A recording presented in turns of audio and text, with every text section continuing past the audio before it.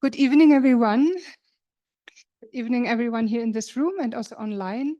It is my very great pleasure to present tonight's speaker, Andy Hallahan. Andy has a long history with Rangdung Yeshe Institute. Before that, Andy comes from the States, got his undergraduate schooling from the States, but then seemed to have lived more in Asia than elsewhere. In India, Thailand, and then came here. And I met Andy for the first time in the MA program. I remember the thesis writing workshop when Andy started doing this research that he will talk about today. Research on the hidden lands, the Beul, and the implications that has for human behavior. When we consider a place as sacred, does it change behavior? I remember us drawing symbolically how this thesis should look like, how you bring the mass of ideas into an academic paper. So I'm very happy that you are still around. You all know him now as the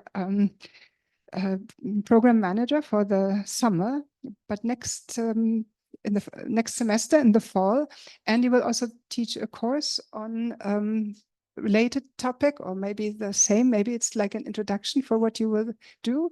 And part of Andy's course will be to take the students actually to Beul, to Langtang.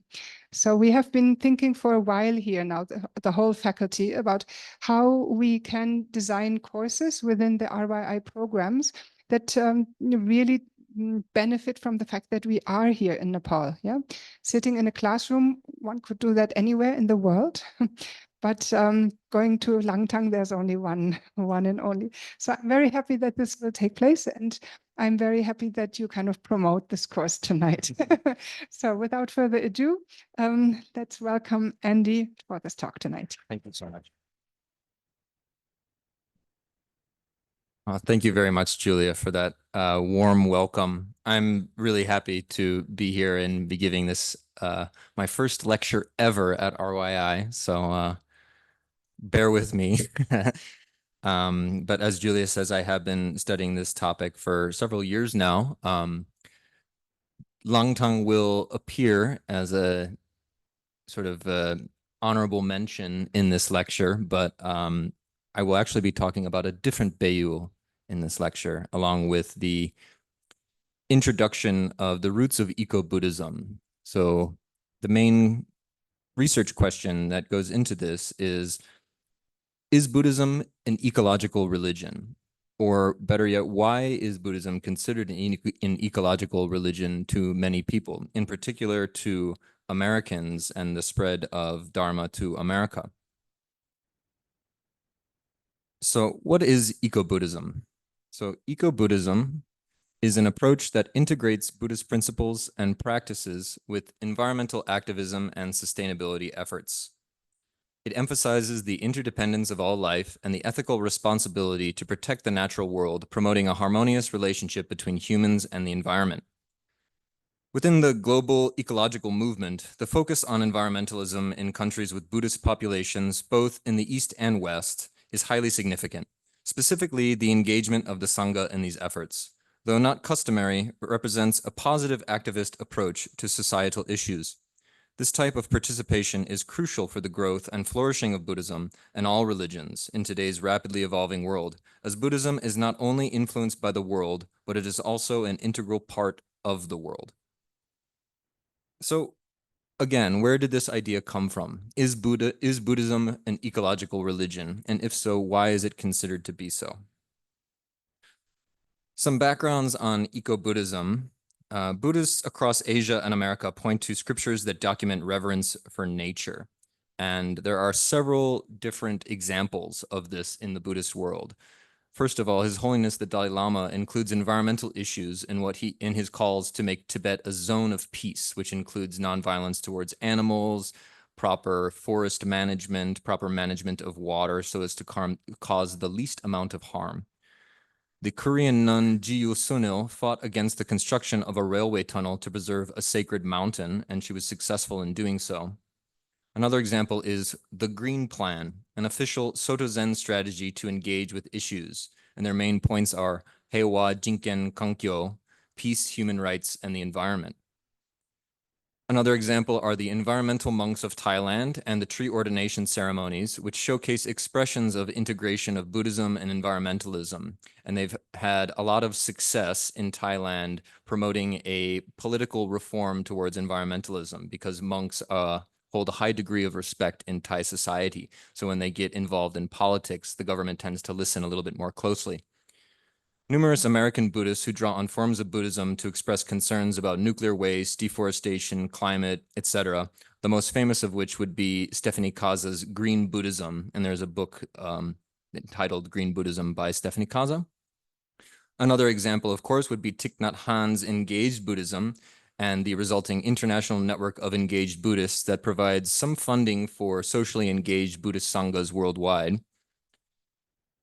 The last point that I want to touch on the background of eco-Buddhism is that often people engage in what might be called the myth of primitive ecological wisdom, or better yet, the myth of traditional ecological wisdom. So this is the romanticized assumption that's often rooted in a normative perspective that exotic religions contain these ancient guidelines for preservation of a believer's natural surroundings, which may or may not necessarily be true. So beyond the Buddhist world, movements linking religions of all kinds with ecology, spiritual ecology, has been growing worldwide for the past several decades. There is certainly a trend of this kind of interactive dialogue due to the pressure thrust upon us by climate change, environmental degradation, overconsumption, and overdevelopment. And in academic humanities departments, spiritual ecology has become a trending topic, and one that, while considered relevant in our times, often contains numerous misconceptions and misfitting of ideas. Nevertheless, as I am hoping to showcase in this lecture, the actions of some Buddhist environmentalists are the products of their own reflections on the practice of Buddhism in contemporary society, in light of the global need for ecology and environmentalism. So moving on, we are going to briefly go over what environmentalism is and how it started in the United States. So environmentalism can be broken down into three different phases. The first phase would be the transcendentalists, who were famous Americans that wrote about their experiences in nature. And they were so influential about their experiences in nature that they inspired a president, Teddy Roosevelt, to form the first ever national park system of any country in the world. So this is quite significant in this regard. This began in the 1830s with a book called Nature by Ralph Waldo Emerson, and other following books, The Transcendentalists, again by Emerson in 1842, and Walden by Thoreau in 1854. The Transcendentalist message is characterized by its essential unity of all creation, viewing all things in creation as being interconnected. They don't use that term interconnection, but we will see later on that the American adoption of Dharma into eco-Buddhism very much relies on this understanding of the term pratitya samutpana as meaning interconnectedness rather than dependent origination. So a quote from Thoreau in his book Wilderness, he says, "We need the tonic of wilderness. At the same time that we are earnest to explore and learn all things, we require that all things be mysterious and unexplorable, that land and sea be indefinitely wild, unsurveyed and unfathomed by us because unfathomable. We can never have enough of nature." He goes on to say, "However mean your life is, meet it and live it. Do not shun it and call it hard names. It is not so bad as you are. It looks poorest when you are richest. The faulter finder will find faults even in paradise. Love your life poor as it is. You may perhaps have some pleasant, thrilling, glorious hours, even in a poorhouse. The setting sun is reflected from the windows of the almshouse as brightly as from the rich man's house. The snow melts before its door as early as in the spring." The second phase of environmentalism in the United States would be what we call theosophy. The Theosophical Society in the mid to late 1800s was searching for what they called universal religion, free religion, or in some cases they even called it American religion.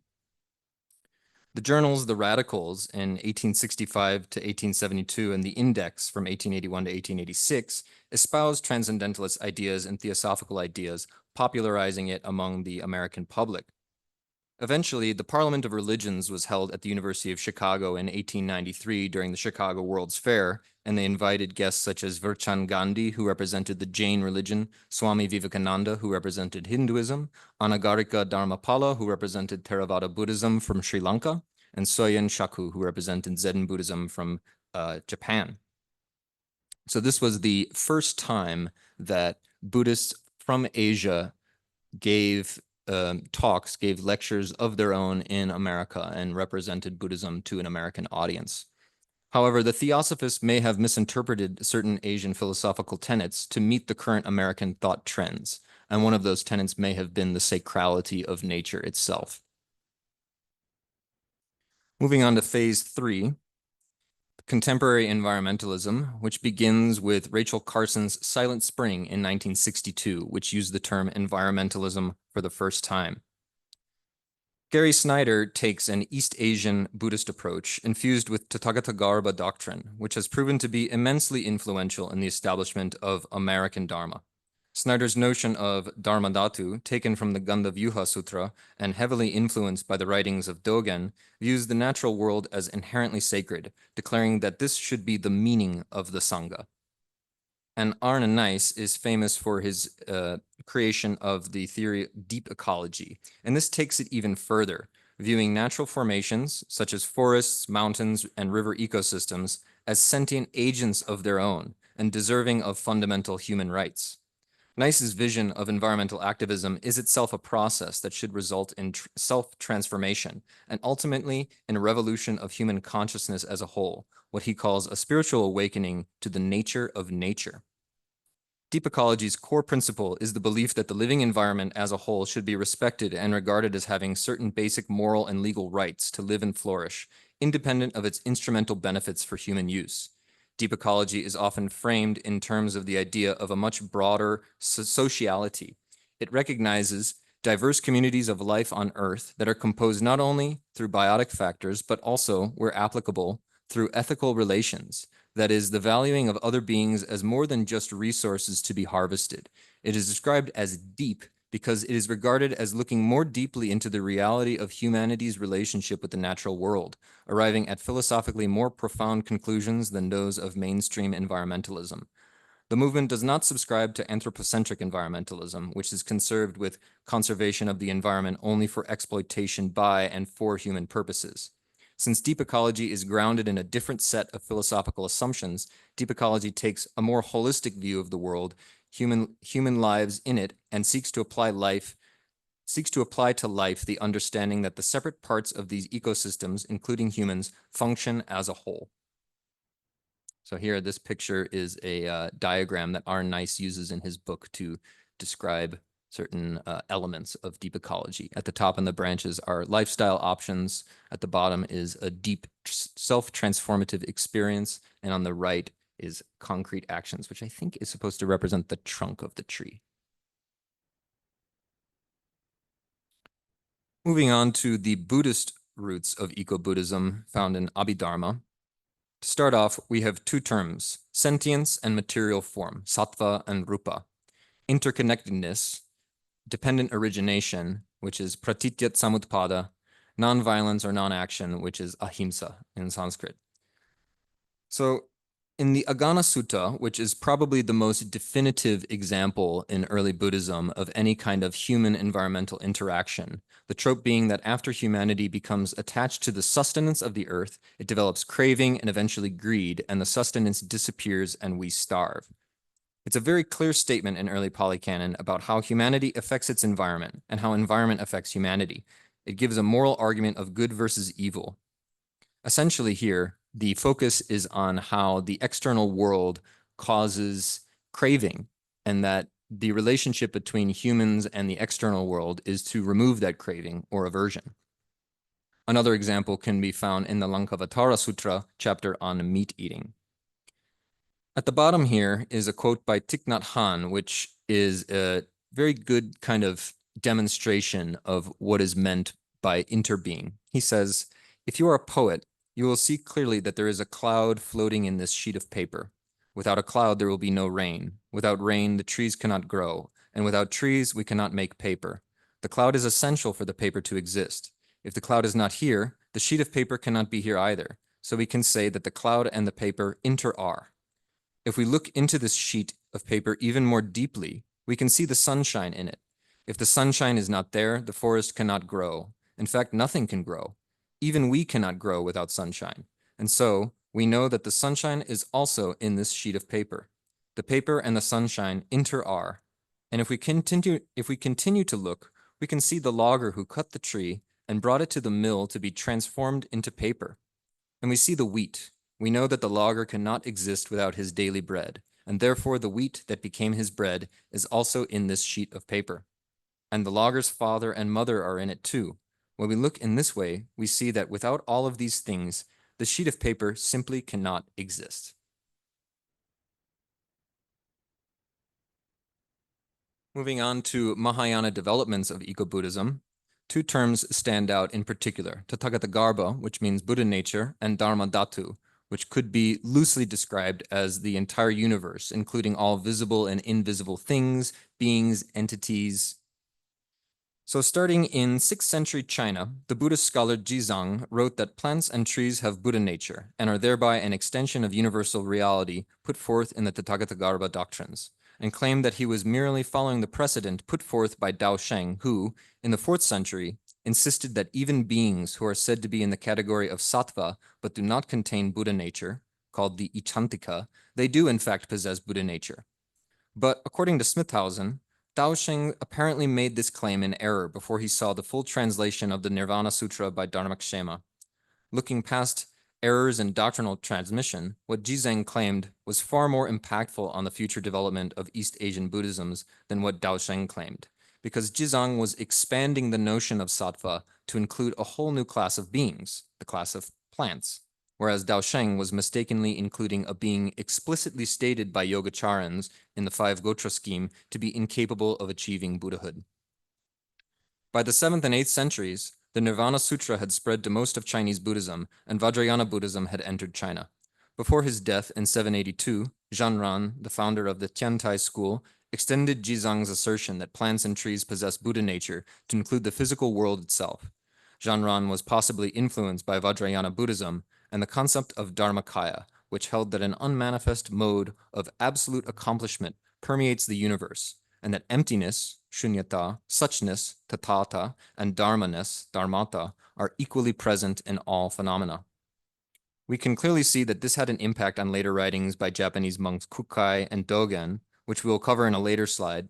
But in brief, implicit in some of the writings of Kukai and Dogen is a reverence for nature and a sense of awe when in the presence of certain sensations brought about through solitude in a natural setting and through focus on the sounds of nature.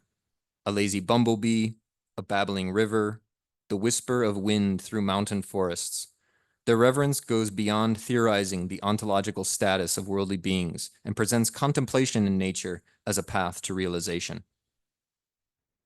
On the right here is a early Chinese drawing of Jizang from the 6th century. So moving on to contemporary misconceptions of eco-Buddhism. So before we get to the cartoon on the right, the two terms sattva and rupa. So what is sentience in Buddhism? Well, it certainly does not include plants. Plants belong to the rupa category, and rupa belongs within one of the 5 categories of skandhas. Rupa here means form. And Edward Kanze said in 1970, the motives which induced these early Buddhist yogins to work out a fairly complicated theory of matter shows that they were in every way motivated by the religious and ethical purpose of removing craving for and attachment to rupa. Perceived from the point of view of a monk, the physical world constitutes the primary source of suffering, the root afflictions. So the environmental movement tends to point to the Buddhist sense of the interconnectedness of all life, which seems to be a reference to pratitya-samutpada, or dependent origination, the core Buddhist doctrine of causality as it is related to matter. However, for ancient Buddhists, pratitya-samutpada was, as a core teaching of the Buddha, meant to highlight the causal chain of events that inevitably lead to craving, aversion, and delusion. The concepts of nature and human interconnectedness with nature were certainly not at the forefront of ancient Buddhist minds. It is important for eco-Buddhist writers to keep in mind that awareness of human impacts on the environment and our consideration of that has changed quite drastically since ancient times. Ancient Buddhists didn't have rampant pollution, global overconsumption, or a climate crisis to deal with, more importantly. Another thing to consider is that the Buddhist heavenly realm, referred to as arupya, is referred to as without form. And this is the highest plane of meditation, what might be called a Buddhist heavenly realm. It is called arupya without any rupa at all within it. Furthermore, not only is nature never listed as one of the three refuges of Buddha, Dharma, and Sangha, nature, as we know of it today, did not even exist as a concept. And if there is one thing that Abhidharma is really rich in, it is concepts. Another common misconception about Buddhism has to do with what might be called the myth of primitive or traditional ecological wisdom. Or it is the bias that ancient wisdom traditions possess an inherent ecological viewpoint. So here in this cartoon article, this cartoon, we see a Buddhist monk, and he's going up to a hot dog vendor, probably somewhere in New York City. And the hot dog vendor might ask, "What do you want?" And he says, "Make me one with everything." I find that this is quite demonstrative of especially an American misunderstanding of what Buddhism is. That the goal of Buddhism is not necessarily to become one with everything, but that nevertheless, it is held as the common assumption by a lot of Americans. Moving on to one of the first examples of Buddhists adopting environmentalism and making it their own is with the Thai environmental monks. Environmentalism is a relatively new concept worldwide, but we can observe an interesting example of the transmission of environmentalism into Asia in 1975, when the government of Thailand enacted the National Environmental Quality Act, establishing the National Environmental Board under pressure by student-led protests against the poaching of endangered animals in forests of northern Thailand. In 1985, the Tourism Authority of Thailand proposed the construction of a cable car up Doi Suthep, a mountain next to the northern Thai city of Chiang Mai, which housed at its peak the sacred temple of Wat Pratat. Ironically, this was proposed by the TAT as a means of reducing the environmental impact of increasing tourists to Wat Pratat by decreasing congestion along a narrow strip of road that meanders through the jungle and very frequently encounters traffic accidents, even to this day. Nevertheless, the people of Chiang Mai and numerous Buddhist monks disagreed. Monks joined with students, environmentalists, NGO workers, academics, and journalists in protest in an effort to prevent the construction of the cable car. Many of the reasons cited by protesters was that the cable car would disrupt the ecosystem through which it passed, while others pointed to the lack of general oversight in the planning of the project. Buddhist monks who joined the protest raised concerns that the cable car and its construction would disrupt the environmental peace and harmony around their Buddhist temple, as well as nearby ancient ruins of viharas scattered throughout the forest, and beckon in an attitude of commercialization around a sacred site that they held very, very dear. In the end, the links made by the monks connecting Buddhism to the environment strengthened the political influence of the protesters, and a cable car has yet to be constructed up Doi Suthep. This occasion marked the very first time in recorded Thai history that monks engaged in a public discourse opposing development that would conflict with the environment and with Thai Buddhism. In the late 1980s, Prakumanas Natipitak of Prayao province in northern Thailand was the first Buddhist monk to perform tree ordination ceremonies in an active effort to promote environmentalism in northern Thailand. We can see here a picture on the left of a monk in the middle of a tree ordination ceremony. So first they wrap a tree in a garland of flowers, they recite a text, and then they wrap the tree in the robes of a bhikshu or bhikshuni. Prikumanas noted that the ritual is largely symbolic, as only humans can actually be ordained as bhikshu or bhikshuni. The ordination ceremony relies primarily on the recitation of a Buddha image consecration text, adapted by Prakumanas, but different monks choose from a variety of texts for these rituals. During the ritual, the chosen text is recited, garlands of flowers are tied around the tree is wrapped in saffron robes. Instead of emphasizing the ordination of the tree, they emphasize the consecration of the tree and the surrounding forest lands to encourage responsible Buddhist interactions with nature. However, because the villagers witnessing the rituals tended to take the ceremony quite literally, the term tree ordination stuck, and monks tended to perform a small bow to the ordained trees as they passed by. The monks who engage in tree ordination ceremonies, often referred to as environmental monks, help to create community forests through tree ordination ceremonies and have continued to challenge people to change harmful behaviors to protect ecosystems. In addition to this, other environmental monks introduced integrated agriculture, or the practice of mixing native crops and livestock to form mutually beneficial symbiotic relationships. So what can we say then about Thai Buddhist tree ordination ceremony in regards to it being rooted in the Buddhist view? How could a plant be said to join the Sangha and take on the Buddhist vows? Do plants possess intentionality or volitions? How do we doctrinally make sense of Thai tree ordinations? In Theravada Buddhism, the vehicle that Thai Buddhism belongs within, Buddha nature, or Tathagata Garbha, or the view that all sentient beings have as their true nature a fully realized Buddha, is not doctrinally upheld. So why consecrate a tree and act as if it were an ordained monk? Even if the monks upheld the view of Buddha nature as valid, they would need to take this even further. They would need to apply later Mahayana views that may have considered plants or even entire ecosystems as sentient and thereby possessing Buddha nature and thereby worthy of protection. But this is not really the case here. When questioned about the process of choosing a tree to be ordained, Pratupitak, the disciple of Prakumanas, stated that certain trees serve as abodes for forest spirits who would be angered by the removal of their home or delighted by its adornment. So it is important to find the right tree for the ceremony. In this sense, the sacrality of nature lies with the spirits who abide in the trees, not the trees themselves. The belief that a spirit will move to another tree when the one they currently live in becomes uninhabitable shows that the locale of the power is in the spirit. One can easily spot that the ritual adornment of certain trees that serve as abodes for spirits is not unique to Thailand. But in Thailand, however, it is very common to spot spirit houses outside people's homes, which serve as a gesture of goodwill towards a spirit who may already inhabit a location in which a house is to be constructed. These rituals and beliefs predate Buddhism in Thailand and could very well be another example of pre-Buddhist animistic beliefs that have been assimilated into Buddhism. Even in the case of Theravada Buddhism, which by some is considered a more orthodoxical form of Buddhism, we see the incorporation of spirit beliefs that have manifested as eco-Buddhist ritual with an intention to promote environmentalist perspectives and behaviors. So here is a picture of a Thai tree ordination ceremony going on. And as you can see, it is not only for the ordained Sangha, but many villagers attend the event.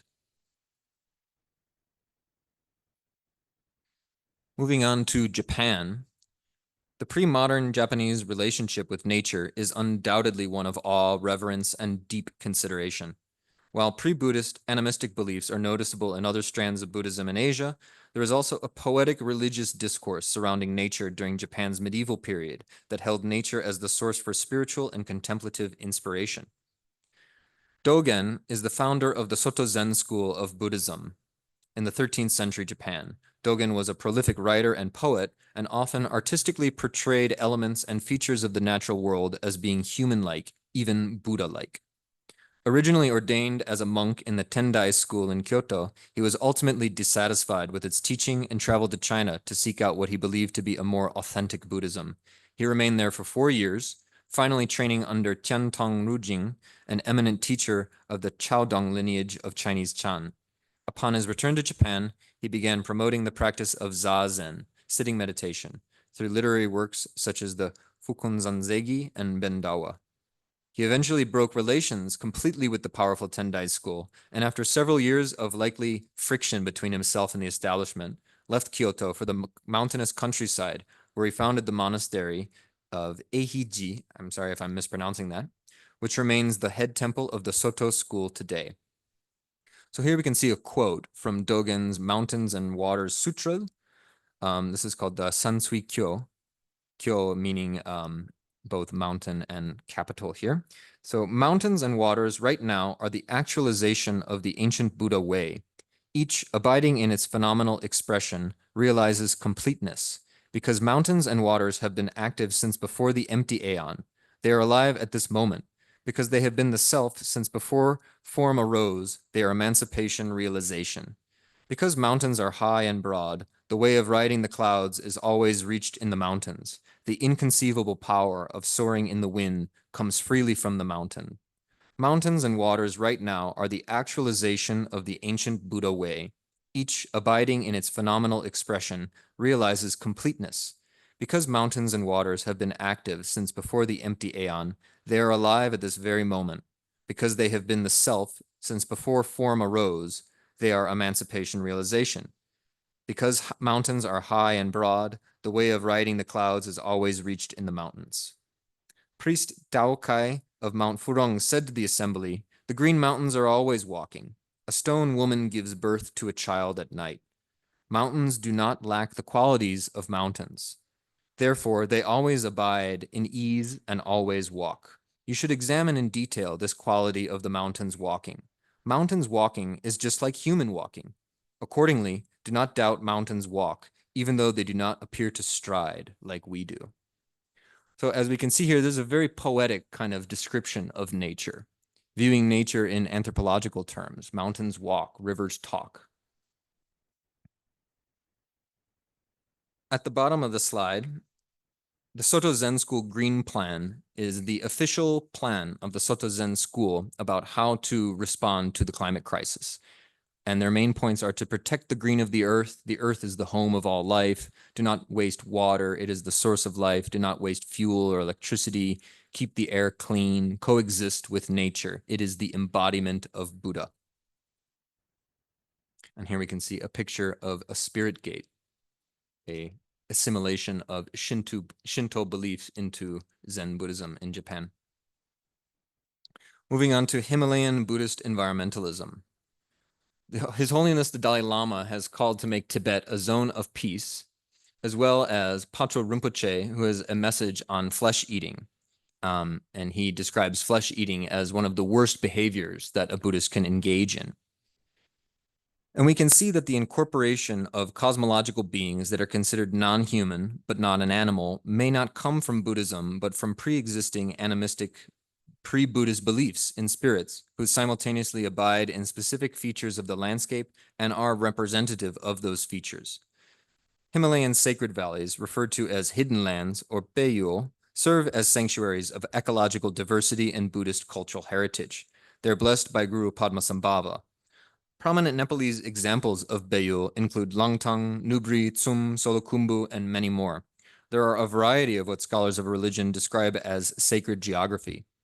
This understanding of the landscape as sacred geography, integrated with local stakeholders' religious perspectives and historical traditions, can be correlated to an active appreciation of the region's ecology and efforts to counter increasing environmental degradation. So on the left here is a picture from Langtang while I was doing my research. This was the first new moon after Losar. This was the first time the community had celebrated this festival in 5 years because the village had been very badly damaged, if not outright destroyed, by the 2015 earthquake. So in 2020, they had the opportunity to celebrate this ceremony, and they did so with a lot of enthusiasm.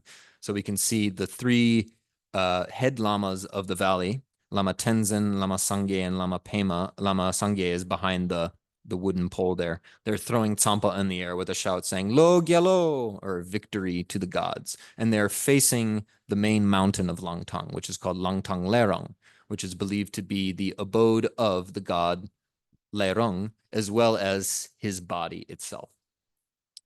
So in a Beul, there are a lot of ethical rules that have to do with not killing, not over-harvesting certain resources, being respectful of the spirits who abide there. But there's also a very rich treasure tradition that corresponds with the opening of Beul. Here's an example of rules stated outside Beul Tsum. So this is in the Tsum Valley here in Nepal. Kimolong, I think the Beul name is. So as you can see here, there are certain rules, such as no hunting of any wild animal, no trapping of any wild animal, no honey hunting, cannot hunt for Himalayan honey, no selling of domestic animals, no killing of animal calves, etc. So really, these rules are respectful of nature, but they are also about resource management. Resources up in the mountains can be very difficult to acquire, especially firewood. So there needs to be very close management of firewood and other wood resources. So Buddhist sacred natural sites in the Himalayas such as Beul, are akin to protected areas and representative of a type of informal institution for natural resource governance that may incorporate non-extractive norms and active protection and management by local custodians. With a belief in the sentience and agency of features of the landscape comes a sense of reverence and respect for the landscape, reinforced through ritual. In Langtang, protection of local gods and features of the landscape is stated in ritual terms, and stakeholders of this landscape are taking ritual measures to reduce what they see as the underlying cause of environmental disaster and denigration, the increase of misfortune resulting from generational decay of religious knowledge and ritual performance. During my time in Langtang, I witnessed several ritual offerings directed to Mount Langtang Lerong. One sunny day in March, a few neighboring men living in Langtang Gumba, just west of Langtang village, erected a wooden pole that would act as the first piece among many in the construction of a new house. Prayer flags, called lungta, were affixed to the top of the pole before it was lifted and set firmly into place. At the base of the pole, Lama Tenzin presented offerings of tsampa, butter tea, orange Fanta, and sang incense towards Mount Langtang Lerong, and chanted a prayer for the removal of obscurations and for the protection from tragedy. We all grabbed handfuls of tsampa, and acting on cue, we all tossed the tsampa powder into the air and shouted "Lo Gyalo" 3 times, victory to the gods. This minor, everyday ritual, along with large-scale rituals, such as the Torpe ritual, performed in 2019, in which all Langtangpa gathered together annually and sweep the paths of the Beul clean of litter. These all may be understood as based on eco-Buddhist attachments of worldly spirits and gods by Guru Rinpoche, a common theme in Himalayan Buddhism. In practice, rituals directed towards the central prominent feature of the sacred landscape serves to reinforce feelings of reverence for the land itself. This picture is the gateway to Tsum Valley. So if you take a right at this mountain, you go into Tsum Valley. If you take a left, you will go into Nubri Valley, which is the home valley of Mingyu Rinpoche. Here we can see some images that I took from Tsum Valley. So on the left is the treasure lineage of Tsum. Going from clockwise, at the top is Nyangral Nima Ozer, the first biographer of Padmasambhava. On the bottom right is Rigzin Göki Demchuchen, who is the founder of the Jangter school, the Northern treasure tradition. And on the left is Guru Chowang, who would be the person who opened the Beul of Tsum. On the on the right, we can see a picture of Milarepa doing his thing.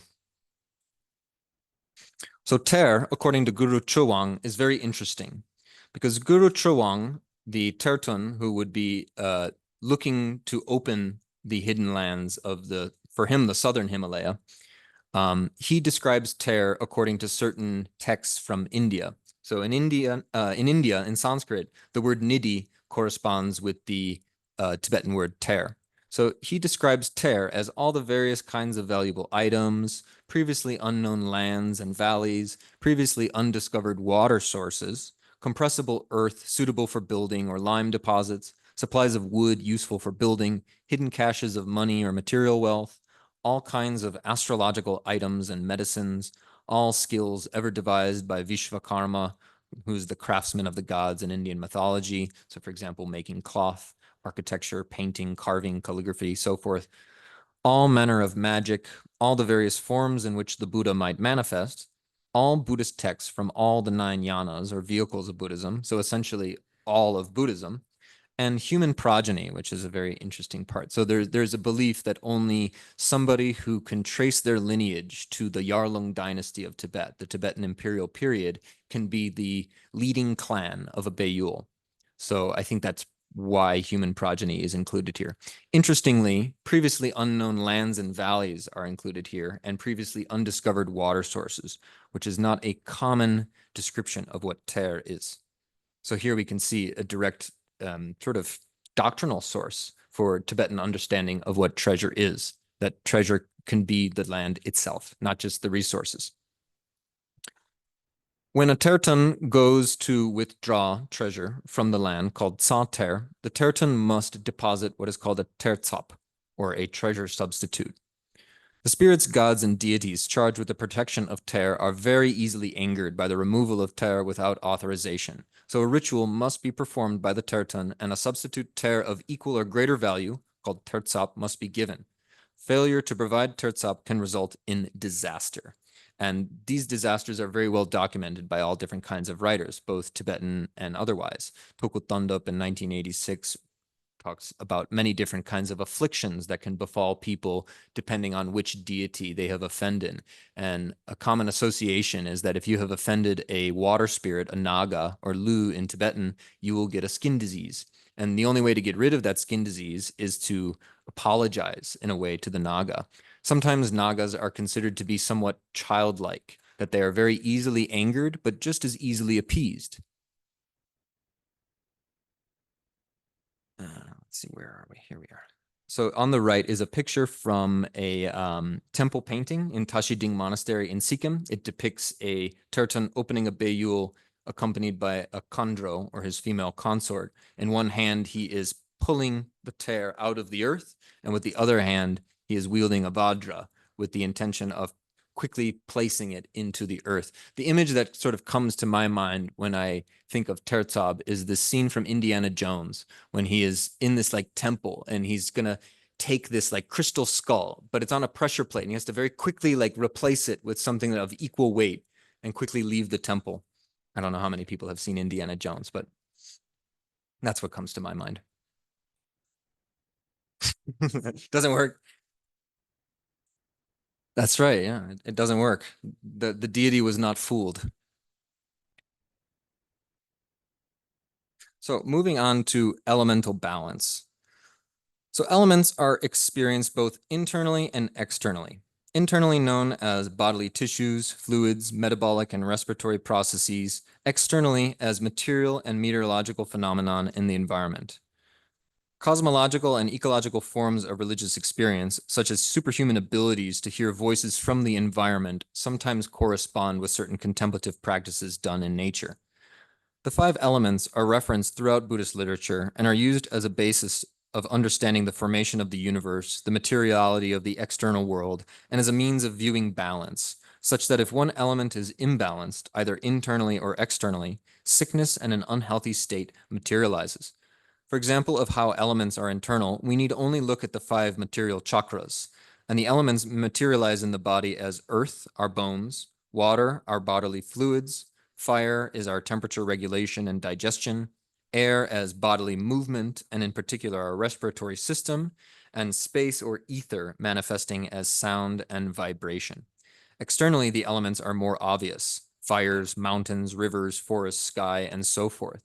And we can see a representation of the elements all around us, basically everywhere in Nepal, with the prayer flags. The 5 colors of the prayer flags represent the 5 elements, where yellow is earth, green is water, blue is space, white is air, red is fire. Internally, one element tends to dominate in an individual, and this has powerful ramifications on personality, health, and even one's karma. Externally, we see this also play out. Externally, the elements connect humans with non-human denizens of the environment. For example, when a Buddhist practitioner contemplates in a natural environment, he or she may focus on certain elemental sounds, such as the sound of moving water or a waterfall.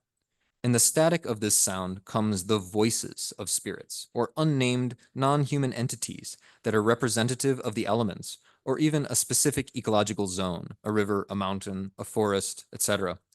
This contemplative practice is designed to make more intelligible the more than human world. Voices of dakinis and dharma protectors become perceptible and may even appear in the mind as an encrypted form of language that needs to be deciphered through spiritual accomplishment. This form of meditation in nature is popular in several branches of Buddhism, most notably in Zen and Tibetan Buddhism, but also noticeable in the Thai forest tradition of northern Thailand. Knowledge of the more than human world can be understood in this context as a byproduct of contemplation. The main concern is to develop a sense of aloofness or dispassion for the internal and external worlds. In Sanskrit would be upeksha. In a sense, this constitutes a form of embodied contemplative practice that is designed to connect internal and external worlds and describe why it is that we are so affected by the external world and how we can overcome these affectations. Contemplation of this sort goes beyond simply the mind in this context. Yogas and practices that involve the use of mantras and speech, usage of the voice, and yogas that are designed to maintain health or treat elemental imbalance in the body are all fully embodied practices. Examples of embodied practices in Buddhism could include walking meditation, even pilgrimage, called nekor in Tibetan, which literally means to go around a sacred space, an embodied way of experiencing the full sacrality of a space. Long life rituals could be considered another example of embodied practices, in which the very life force of an individual is being manipulated. The fascinating ideas of tsok, life essence or impulse, tse, the span of life, or la, a free-floating life energy of the body that can be forcefully removed from the body, come to mind. And there are said to be 9 parts of an individual's la. And when these parts are separated from their collective whole, very terrible mental health problems can occur, sometimes physical medical problems with the body. Stories abound in the Himalaya in which an individual is walking along a path in the mountains and encounters a terrifying near-death experience, such as nearly being struck by lightning, nearly being hit by falling boulders, or escaping landslides. In these cases, the la, or life energy of that individual, is forcefully shattered and escapes the body. And there are certain ritual specialists called lambu, a shamanistic religious counterpart to a lama, who would be charged or hired to travel into the shadow world to find and retrieve the person's la so as to make them whole again. A paramount example of an embodied practice would be Dzogchen practices, which emphasize an experience of the pure nature of mind in a resting natural state, juxtaposed with older Indian tantras that put emphasis on manipulating the internal environment of the body to bring about religious or spiritual experience. The focus on naturalness and the resting state in Dzogchen is very characteristic of Tibetan Buddhist Tantra, which almost certainly has an impact on the view of nature, which in this context is a reflection of the mind, and how nature, as it is, in its natural state, unhindered and outside of our control. This gives us a window into the perspective of nature in a Himalayan Tibetan Buddhist perspective, that any sort of manipulation of this natural state, whether internal or external, is not the right way to go about contemplation. Rather, we should focus on the unobstructed voices and sounds that arise in a natural resting state, both externally and internally, represented by the pure syllable ah. On the left here is a picture of some prayer flags that I took on top of a mountain in Langtang. So some concluding remarks. This research comes out of my own personal dire concern for the current state of our environments, both globally and locally. Some transmission of ideas have been reciprocal. For example, Buddhism was transmitted to the West from Asia, and likewise, environmentalism has been transmitted to the East and adopted by people in both of these places, and restructured and redesigned and made their own. The examples, Thai, Japanese, and Himalayan, that we covered in this lecture showcase Buddhist environmentalist thought. The actions of Buddhist environmentalists are the products of their own reflections on the practice of Buddhism in contemporary society in light of a global need for ecology and environmentalism. And so even though eco-Buddhism is a trending topic worldwide, especially in academic circles, we can see that it is somewhat useful in our context. And without necessary action, the lessons we can learn from eco-Buddhism and all spiritual ecologies for that matter are merely lip service. Thank you all very much.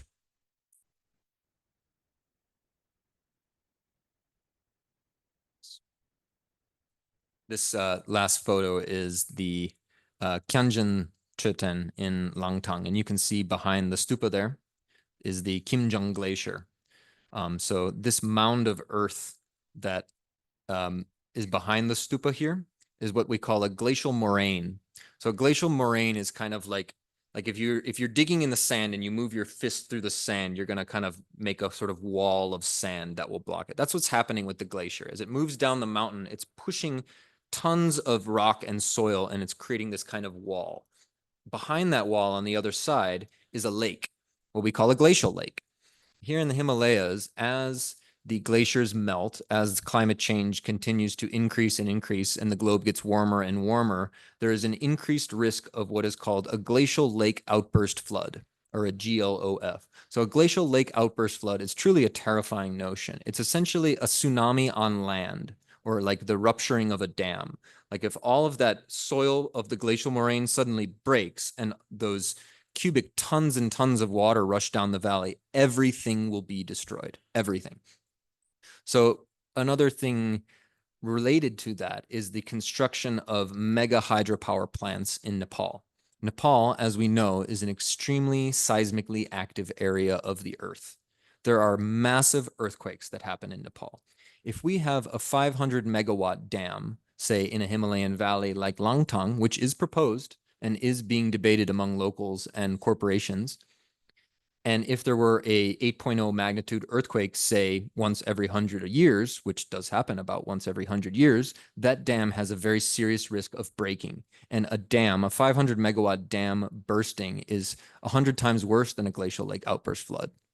Thousands would instantly die and possibly millions would be displaced of people, not to mention the damage to the wildlife that would happen. So on that really depressing note,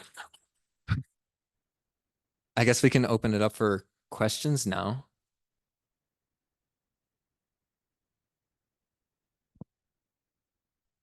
I'm a little confused how, or just need clarification on your conclusion of, you called them lip service at some level. And I guess that was that, I don't know, there's some clarification that I need on how you came to that conclusion and why you call them lip service. So what I mean, and I guess it's sort of a reference to Buddhist texts that I've read here as a student at RYI, that it's one thing to think about change and it's another thing to act for change. So what I mean by lip service in that context has to do with, it's one thing for me to sit in this chair and talk about environmental degradation and how different people throughout the world view their environments and how they interact with their environments. And it's an entirely different thing to actually act upon that knowledge. So that's sort of what I mean by lip service, that it's important to devise an actual strategy to combat environmental degradation based on these understandings of people that live in these areas. And one of those solutions is called stewardship. So Nepal is unique in the sense that when the national park system was created here in Nepal in the early 1970s, and Langtang was the first national park in Nepal in 1972, I believe.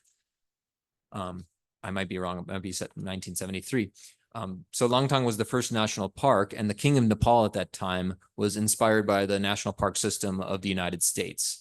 But what they did differently here in Nepal is instead of kicking out the native people or displacing the native people, they made them stewards of that land and they charged them with the upkeep of that land. And people were already willing to do this. It just made it a little bit better to provide government subsidies to them for not cutting down trees, for not hunting red pandas, for not hunting blue coral mountain goats up in the mountains. So village development committees, VDCs here in Nepal, these are the heads of villages, especially in certain development areas in remote Nepal. They will receive annual stipends from the Nepali government based on how they've conserved firewood. And more renowned areas like Everest or Annapurna Conservation Area or Langtang National Park are more likely to get closer attention by the government because these are the places that foreign trekkers visit in Nepal and where foreigners are able to see what is going on.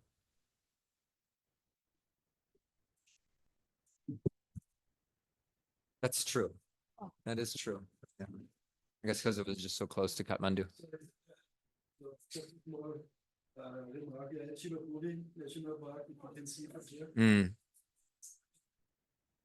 Gotta flip it up. So you see that side switch right there? No. There's another one.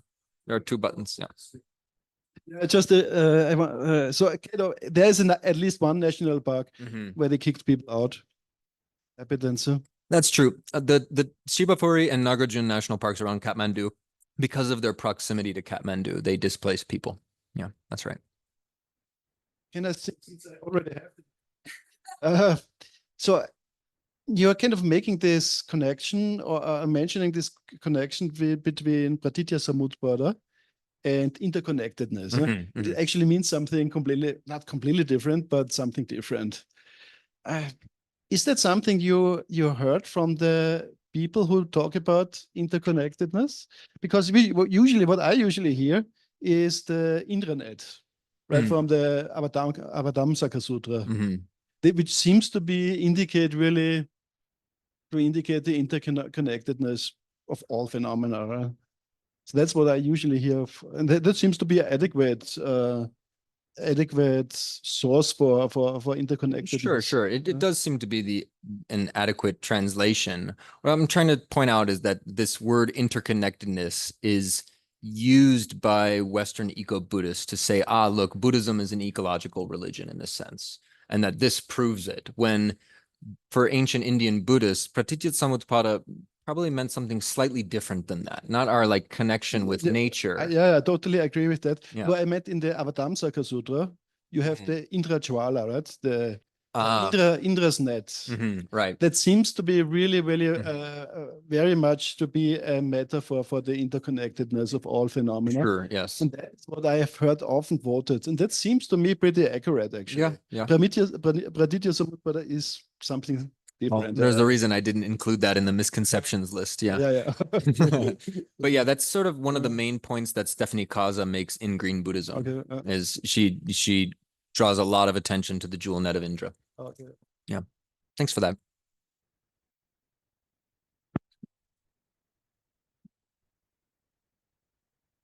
Thank you. You talked about the kind of Buddhist debate of what sentience is and if plants have sentience. I wonder if if you talked about with Mahayana, if there is a inverse debate where sentience is not held by humans, which could be a question of like maybe artificial intelligence or just how consciousness exists for things that are based in form. I don't know, like if there has been Buddhist debate on that question. So there is a term called, and I just very briefly touched on it, it's called the Ichantika. So during the development of the Tathagatagarbha doctrines, in the Yogacara school, they put forth what was called this 5 Gotra scheme that talked about different classes of beings and like kind of the quality of their Buddha nature. And for one of those classes of beings, they were called the Ichantika, and it was decided that this class of beings is incapable of achieving Buddhahood in this lifetime. They have to be reborn in either a higher realm or in a different body in order to achieve enlightenment. So I don't know, I guess if we were to apply that to AI, they would have to die and be reborn or something? I don't know. That's an interesting question. There's a lot of debate going on in Buddhist circles about what AI is and how do we define its consciousness in that regard. Thanks. And I also mean like the question of, do humans actually have consciousness, or is it just like how are we actually different from plants? Is that a debate in Buddhism?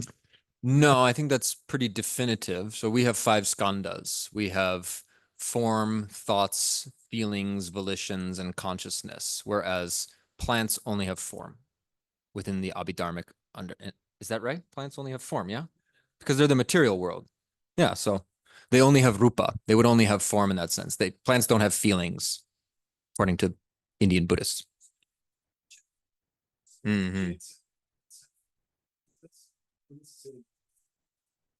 Thanks, Gerd.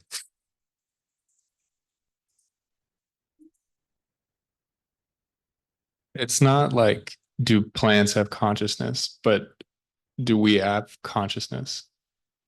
According to Buddhists, yes. But I think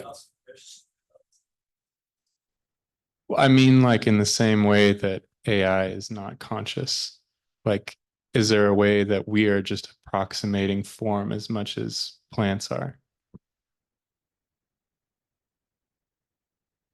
Yes, go ahead, Gerd. I mean, we are aware of our own consciousness, aren't we?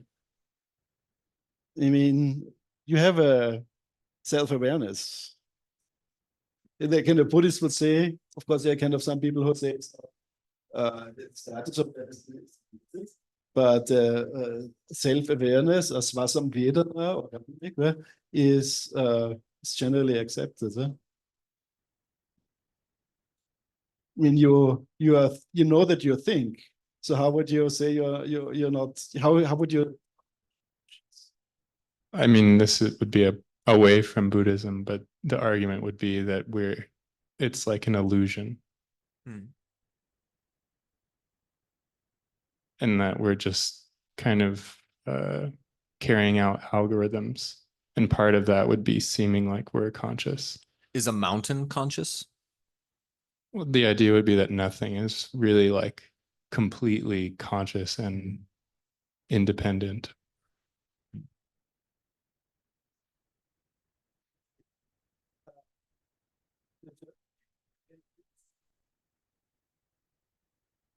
If you understand consciousness as, Keep going.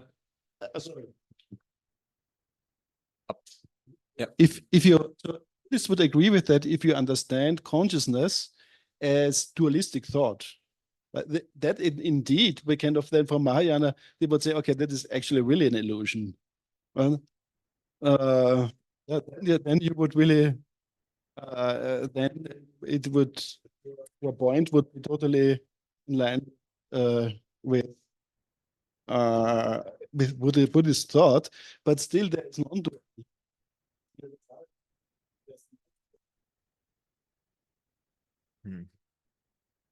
Okay, it's a deeper philosophical topic.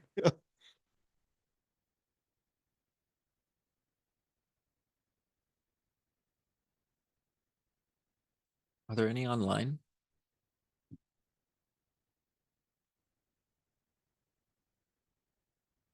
Are there any questions online? You can just unmute yourself, yeah?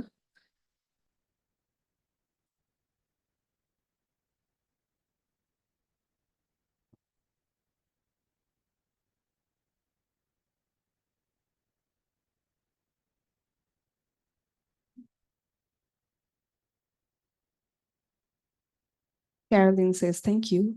You're welcome. I did have one question. So there was this reference that you made to the sort of natural state of the Dzogchen practice as being kind of reminiscent of the Tibetan world's reverence for nature itself, and that this wasn't necessarily present in the Indian context. Did I hear that correct? I don't want to put it like that. I think the way I wanted to put it is that the tantras have less to do about changing our inner bodily dynamic, so that like there is a natural state that already exists completely unhindered. It just needs to be realized from the Dzogchen point of view, right?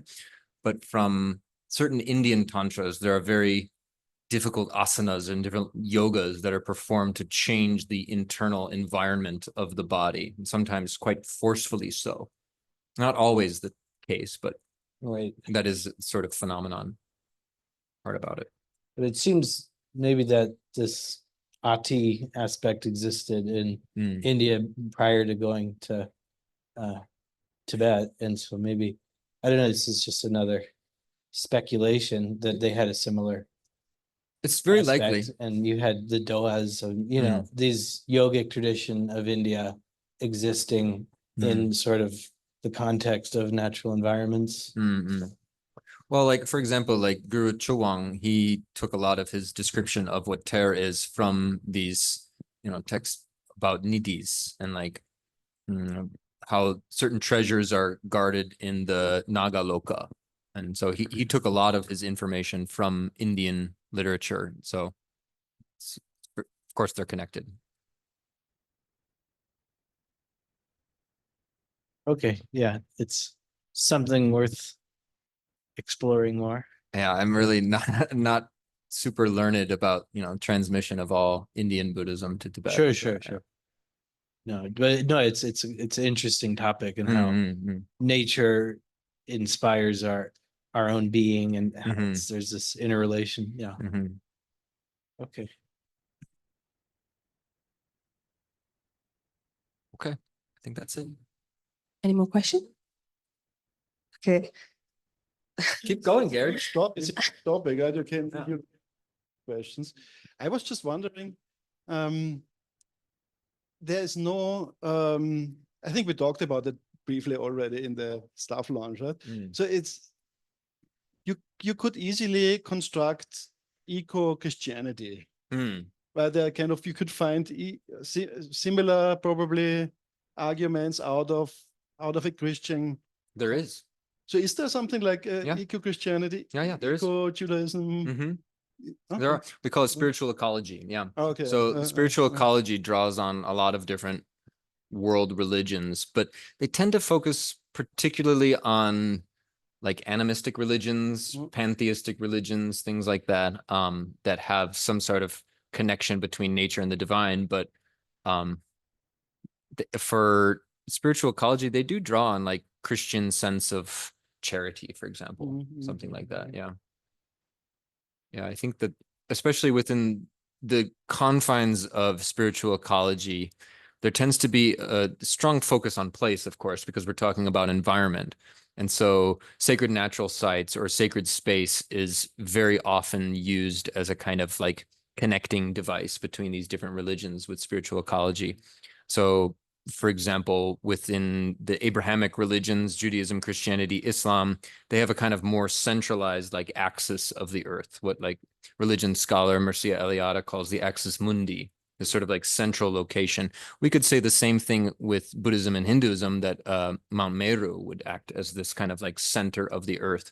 But what's interesting about Buddhism and Hinduism is that that's a mountain. For the Abrahamic religions, their axis mundi is a temple or a church or a mosque. So in that sense, those religions are less based in certain kinds of sacred natural sites, more of like sacred human built sites, but not always.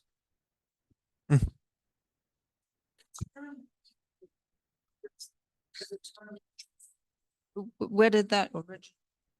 That's a Western term. That is definitely a Western term. Yeah, eco-Buddhism. I think that was Gary Snyder who first uses this term. It's of no, like, it's not being used here, and it has no, like, the concept is kind of put upon. Right.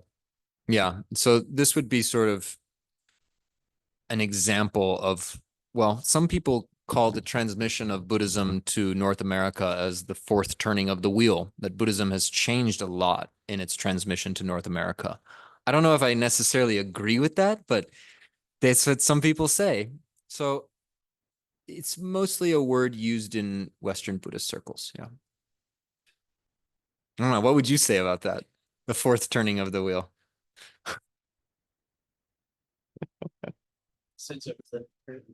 No, it doesn't seem like there's a strong consensus for that in this room.